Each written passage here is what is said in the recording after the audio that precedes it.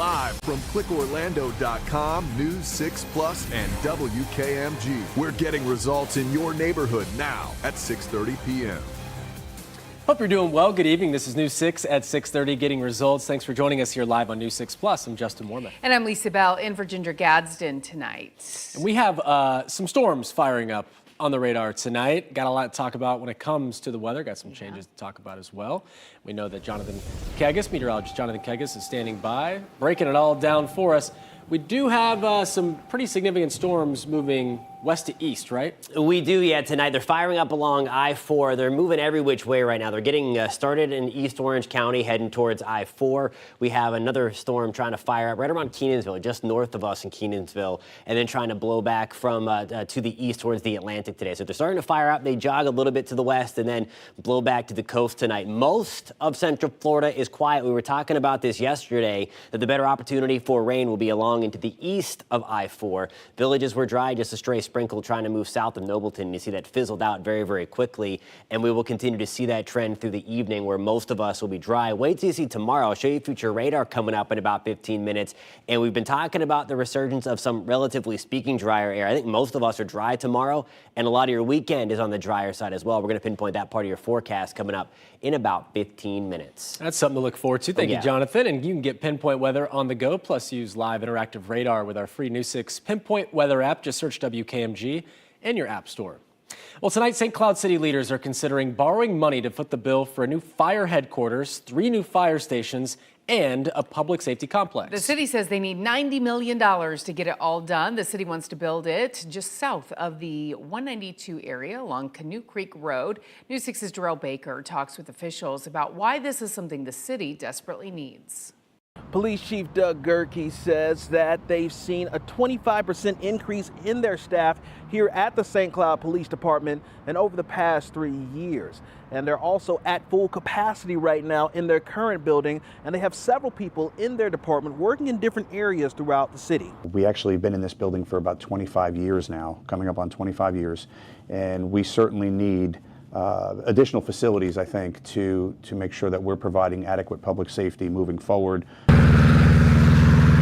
It's why city leaders want to turn these 50 acres of land right here off of Canoe Road into a state-of-the-art public safety complex. Chief Gerke says it'll house a new police department headquarters, as well as a communication center and live training facility for first responders. What we'd like to do is start with at least up to 3 buildings. The first building we're going to build is in a state-of-the-art emergency operations center and communication center, obviously to manage any critical incident, including our hurricanes. City leaders are looking to borrow $90 million to pay for the complex, as well as a new fire department headquarters, 3 new fire stations, and a ballpark. The 1% sales tax, we're going to be using some of that to fund the debt, to pay that debt back. We're not necessarily putting it back on our community, which is fantastic. And obviously, we just saw it. The interest rates are starting to fall. That's fantastic for us. We can potentially renegotiate or refinance that debt, bringing it down even further and lowering our debt structure, our debt payments. Some residents who live nearby say they're happy that the complex is being created instead of more housing developments. Chief Gerke says that they're coming up with designs and renderings of what the facility could look like right now. He says the first phase of building the complex could cost around $30 million. Gerke is hoping that they can break ground for the public safety complex as early as next year. In St. Cloud, Darrell Baker, getting results, News 6. And the city council meeting started just a few minutes ago at 6:30. We'll let you know what they decide. Well, there's been some big updates this week from the company that wants to sell you a ticket to see the Earth from a balloon ride. Last night, after a test flight to the stratosphere, News 6's Troy Campbell talked with Space Perspective in Titusville. That's where they're making the balloons, yes, that will carry a luxury capsule with 8 passengers for the price of just $125,000 each. They call that capsule Spaceship Neptune, and on Labor Day, News 6's James Barbero spotted it at the port, at Port Canaveral. Well, James went back to the port today as the ship Space Perspective uses to launch the balloon returned. Well, the Voyager is certainly making a big entrance here at Port Canaveral. Here's a closer shot as it comes into port right now after that successful test flight, Space Perspective says, back on Sunday. These test flights 100,000 feet above the Earth, giving us unbelievable views. And so far, Space Perspective says 1,800 people think it's worth the price of $125,000. They're letting us board the ship now. I see the co-founders of Space Perspective are here. That's Jane Pointer and her husband, Tabor McCallum. I'm going to try and ask one of them now how much closer they are to flying passengers. Great to see you again, Jane. Thanks so much for joining me. It's great to be out here and to have the access. It is all about access. And so what we're incredibly excited about is that this flight not only demonstrated the technology, because it was pretty much picture perfect, it also demonstrated all the way through the flight, from launch up to space and back down to splashdown, how incredibly gentle it is, and that is part of making it accessible. So I think what everybody wants to know now is, when's that first flight with your passengers going to be? So we're going to be having crewed test flights next year in 2025, and you know that I'm going to be on the first one, along with Tabor. Perfect. And then customer flights soon thereafter. We're aiming for the end of 25, sometime end of 25, early 26. All right, Jane Pointer, thanks so much. And if you remember, I'm the only local journalist who does this all by himself, so I take up the least amount of room if you're thinking of sending a local journalist. Nice. All right, give me a call. Thanks, Jane, and best of luck. Thank you. And while I was just editing my interview with Jane, Space Perspective shared another new photo from their test flight. Breathtaking view of the thin blue line of the Earth's atmosphere. We also don't want to forget about what the inside of the capsule looks like. And Space Perspective has always told us that customers, or explorers as they're going to be calling them, will get to enjoy a meal and have drinks too. At Port Canaveral, Brevard County, I'm James Sparvero, Getting Results News 6. Some pretty good marketing materials there. It's only 125 grand per person. Right? I don't Pocket know. change. That is pocket Yeah. change. Just some out there. So that's who's going to be riding up there. Hey, listen, the next crewed mission for SpaceX now has a new launch date as well. Crew 9 has now been pushed to no earlier than next Thursday, September 26th. NASA astronaut Nick Hagee and cosmonaut Alexander Gubernov will be on board that. The flight will be the 9th crew rotation mission with SpaceX to the station under NASA's Commercial Crew Program. The duo will stay there until February of next year and then return with the astronauts currently aboard the ISS on Boeing Starliner capsule. Hard to imagine that they're going to be there that long. But again, they are scheduled to return no earlier than 2:05 p.m. Thursday. If it happens, you can watch it right here on News 6, clickorlando.com, and our News 6 Plus Smart TV app. The party is over for Tupperware. The iconic company with a name that's become part of so many of our lives is going bankrupt. But did you know the company has a rich history here in Central Florida? News 6's Laverne McGee joins us now to tell us what happened. If you want to lock in freshness. Tupperware's YouTube channel brings you down memory lane when women were introduced to Tupperware parties. At a Tupperware home party. The American brand was founded right here in Central Florida back in 1946. Not only have we been enjoying the various plastic kitchen containers, the company has created thousands of jobs for people here and around the world. But now Tupperware is filing for Chapter 11 bankruptcy protection, citing a huge decline in sales. Local author Bob Keeling wrote a book called Life of the Party about founder Earl Tupper and top sales leader Brownie Wise. It was the Magic Kingdom in Orlando many years before Walt Disney ever came around. So there's a special attachment here in Central Florida to this iconic product and the home party company that started here in 1951. Tupperware has evolved and grown over the years. I'm here at their huge headquarters on Orange Blossom Trail in Kissimmee, where some employees here are still working despite news of the bankruptcy. But from the looks of it, not many. There were just a few cars in the parking lot. The fountain was turned off, and a sign on the door said the museum inside that's normally open to the public is closed until October 1st. We went on the hunt looking for Tupperware. Well, one store had some empty shelves. The few items left had a huge discount. Became synonymous with vacuum sealed products, and after a certain amount of time, Earl Tupper's patent expired, and the product wasn't so revolutionary anymore. And there were other companies that did what the Tupperware folks felt were knockoff products. Laverne McGee, Getting Results, News 6. All right, let's take a look at what's trending right now on Central Florida's #1 news website, clickorlando.com. This one still riding high from our Hits the Road newscast yesterday. The Brevard Renaissance Fair moving to a new location in Melbourne. After 9 years, the county stopped giving the fair the grant money that it relies on. So organizers packed up and they moved a couple of miles down the road from Wickham Park to a new 53-acre vacant lot. The fair will still run for 6 weekends, and it starts in January. Renaissance It's a popular event, for sure. Yeah, absolutely. If it's trending, #1. And here's some of the other top stories online right now. A Brevard County woman was arrested after her child missed more than 30 days of school in a 3-month stretch this spring, and that's just the latest in a string of unexcused absences that student had.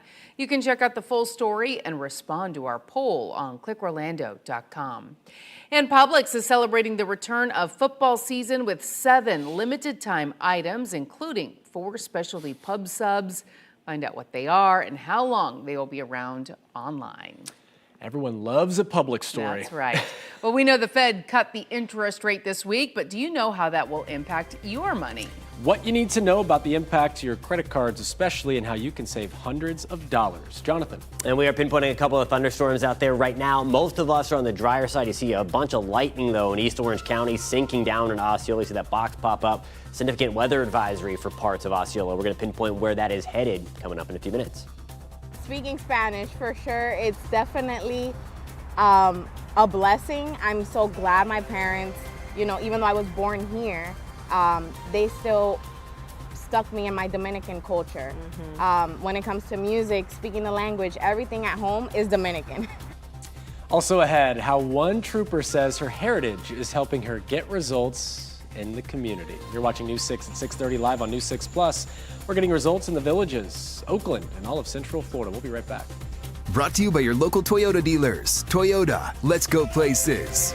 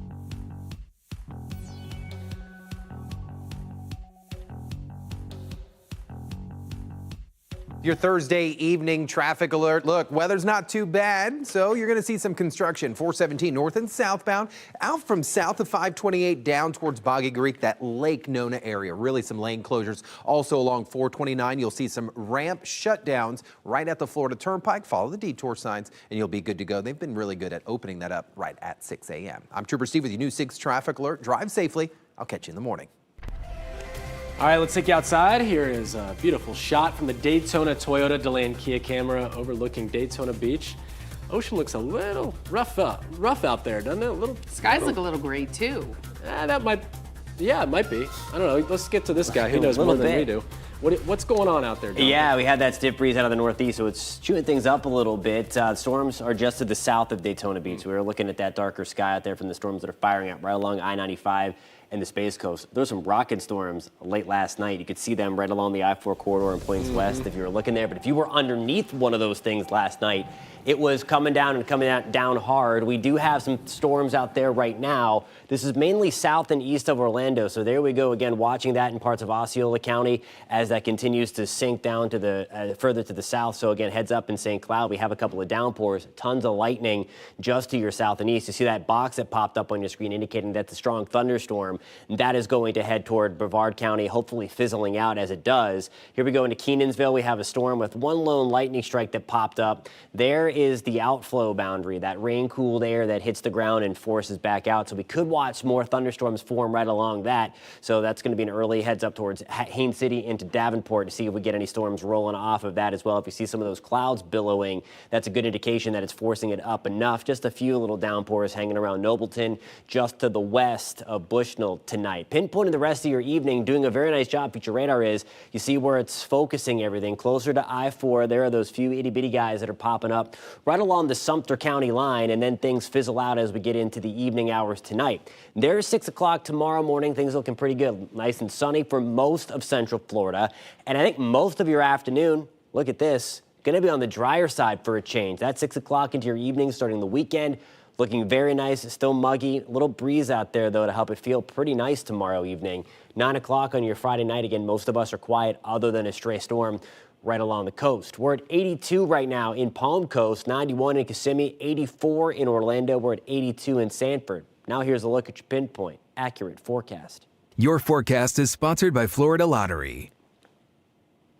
Temperatures tomorrow getting back to the mid to upper 80s along the coast. We're at 89 in Bithlo, 90 in Claremont, also 90 degrees in Leesburg. Tropically, we're still watching a few things out there. Yellow blobs out in the middle of the Atlantic. Those pose no threat to Florida. What we're watching closely here really over the next few days and into next week is going to be this orange one here. And the disturbance is not yet formed yet. So that is why you can't put any kind of stock into those models that you see all over the place. They're not going to know because sometimes it'll think the storm's going to form here, here, here, here, and here. And that is a big issue because where it forms has a lot to do on where it's going. We do believe a storm is going to get going into the Western Caribbean, though, so confidence is going to be high for that, for a storm to develop early next week. But until it does, the storm track and the storm intensity both going to be on the lower confidence side. So just wanted to pass that along again. All these models that you see, and I know the early run of the American GFS, if you follow those models, it did something crazy. The afternoon run is already backed off on that for Florida. So again, just keep that in mind. Don't drive yourself crazy over the next few days. 30% shot for storms tomorrow into Saturday. A lot of the day is going to be dry through your weekend as well. 30% shot for more storms on Wednesday, guys.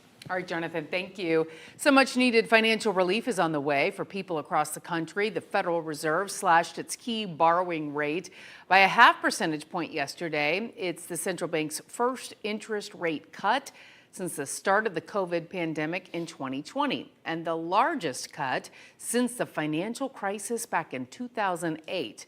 And there may still be more help on the way later this year, with policymakers also signaling they expect to cut the benchmark borrowing rate by an additional 0.5 point in their final two meetings this year in November and December. But this rate cut is expected to provide help right away, especially when it comes to those sky-high credit card rates. News 6's Laverne McGee is looking closer at the impact it could have on your wallet.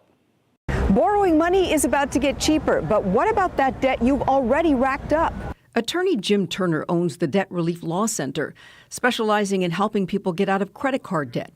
He says the Fed rate cut of 0.50 percentage points provides different opportunities. Well, cutting rates is going to increase the availability of money. If your credit card debt is just over $6,000 and your interest rate is about 20.78% and you're only making the minimum payments, you're still going to take 18 years to pay this off, and you'll still pay just over $9,000 in interest. If your rate goes down by 0.5%, you could end up saving over $200 on interest payments. But it depends on the terms of your credit card agreement whether or not your rate goes down, so contact them to find out.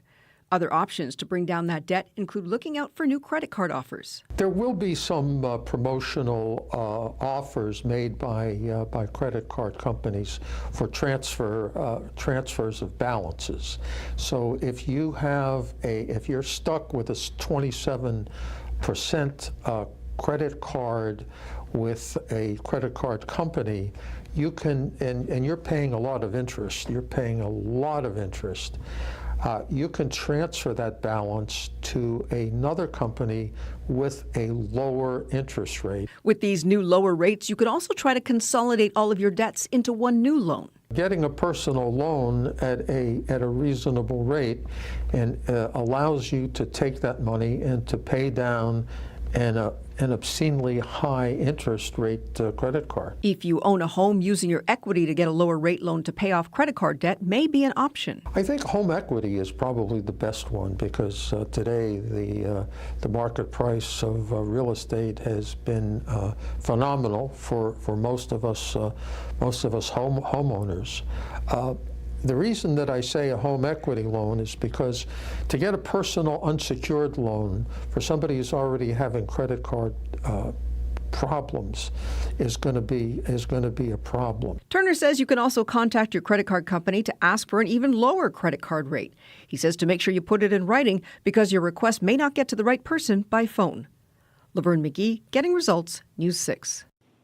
Well, here at News 6, we are celebrating Hispanic Heritage Month, highlighting businesses and leaders in the community. And today we're learning about a Florida Highway Patrol trooper who worked her way up to protect and serve from a young age. News 6's Ezzy Castro introduces us to Trooper Miggy Garcia. I realized I want to be more involved. I want to be hands-on. Taking the call and dispatching troopers is not the same as being that person there, hands-on, helping people. For Florida Highway Patrol Migdalisis Garcia, being a trooper is more than just a job.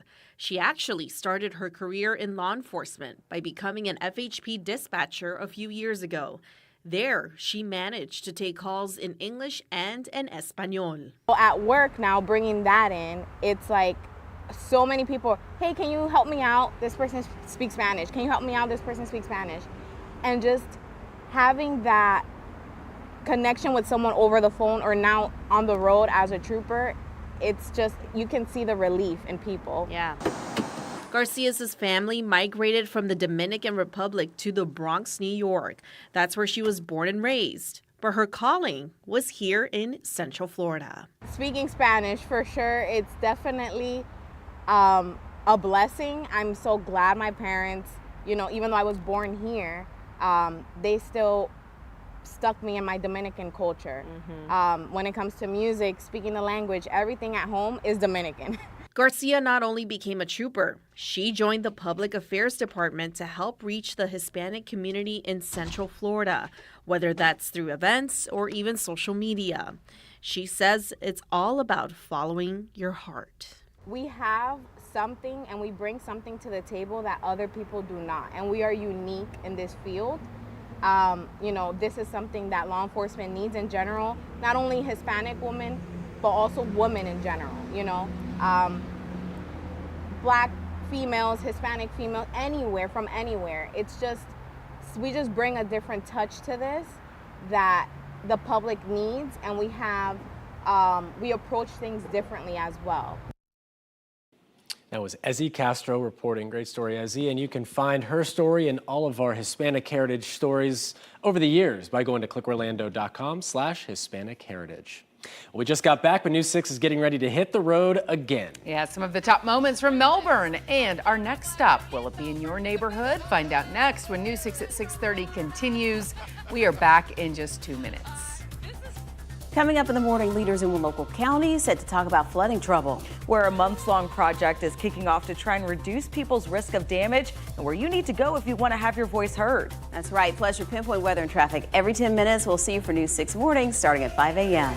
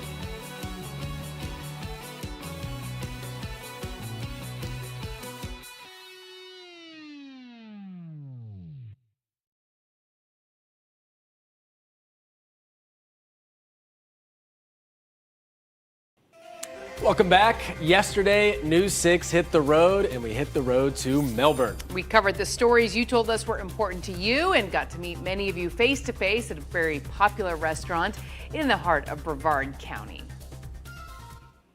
Welcome back. We are live here at Squid Lips on Pineapple Avenue in Melbourne with an amazing crowd of people. This crowd is fantastic. Oh, they're so good. They have been educating us on this amazing area and Yes. all that there is to do here. Oh, well, it's one of the best places to live. Besides the beaches, the low taxes, even the political climate. What does the next decade look like?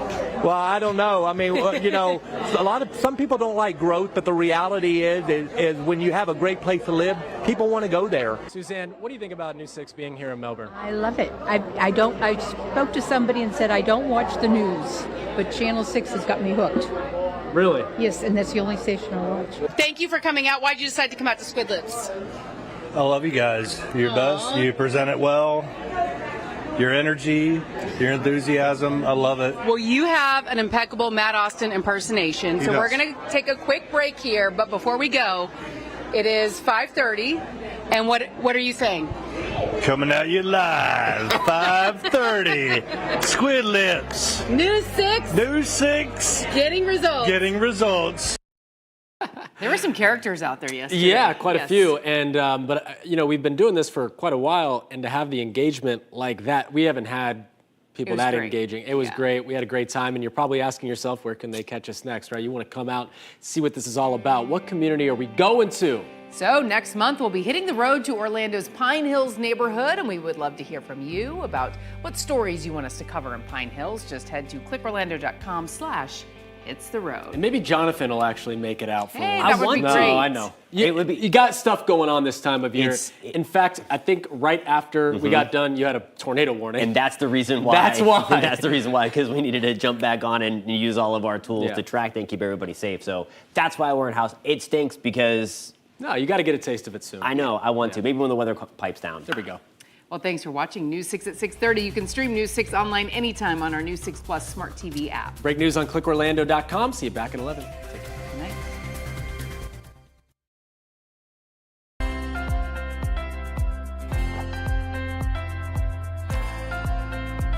Orlando Health is home to the only accredited spinal